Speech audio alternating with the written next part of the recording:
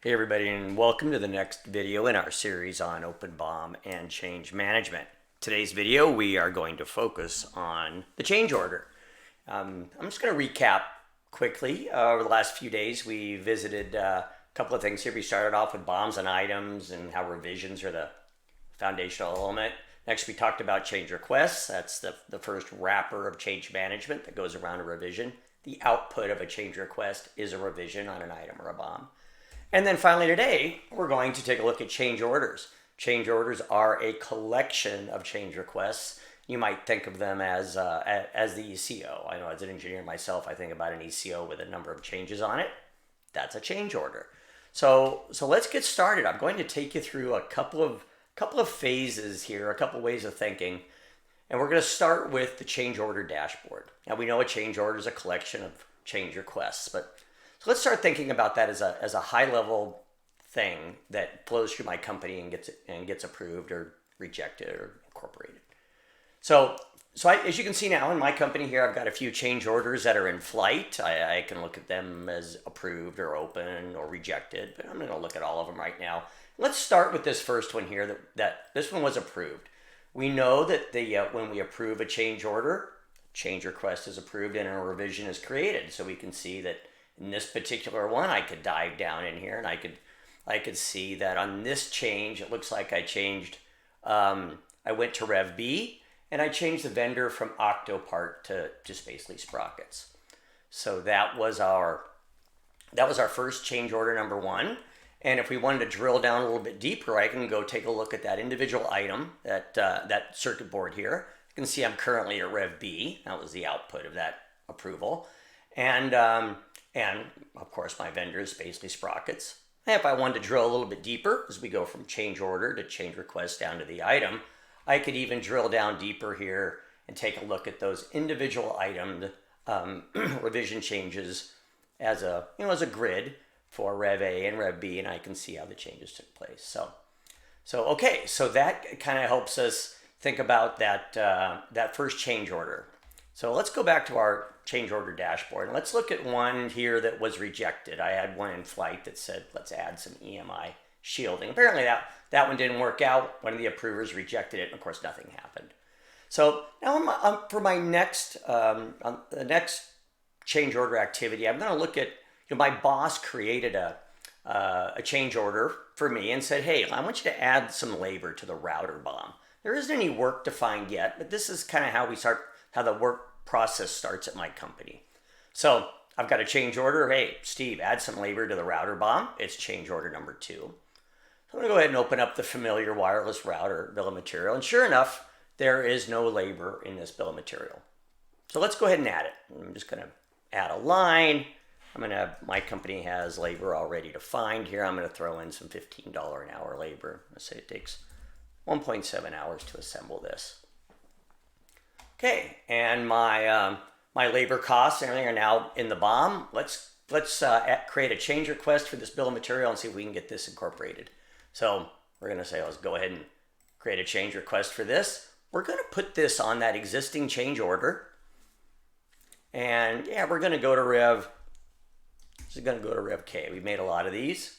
And I go ahead and create that change request. So I've got a change request in flight over here for this BOM. I want to go to Rev K. I can view it. We learned about that in our video from yesterday about change requests. Let's go back to the dashboard now and take a look at change order number 2.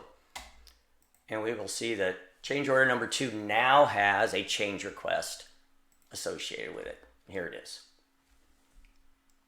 Okay, and I could create other changes and put them on that change request. Let's go ahead and do that. Let's say, we've got a couple of other things that I know I want to add some EMI shielding maybe to this guy. So let's go ahead and update.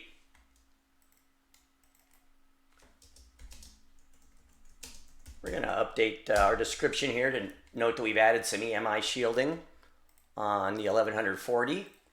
And I'm going to make a change for that. I'm going to say, okay, that's going to go to Rev B. I'm going to put that also on change order number 2. And create that change request. Okay, so now I've got a change on another item. This is on that piece of front shielding. And once again, if we came back and took a look at change order number 2, I can see that, yeah, I added some labor to that. I have another change going on here that will add some EMI shielding.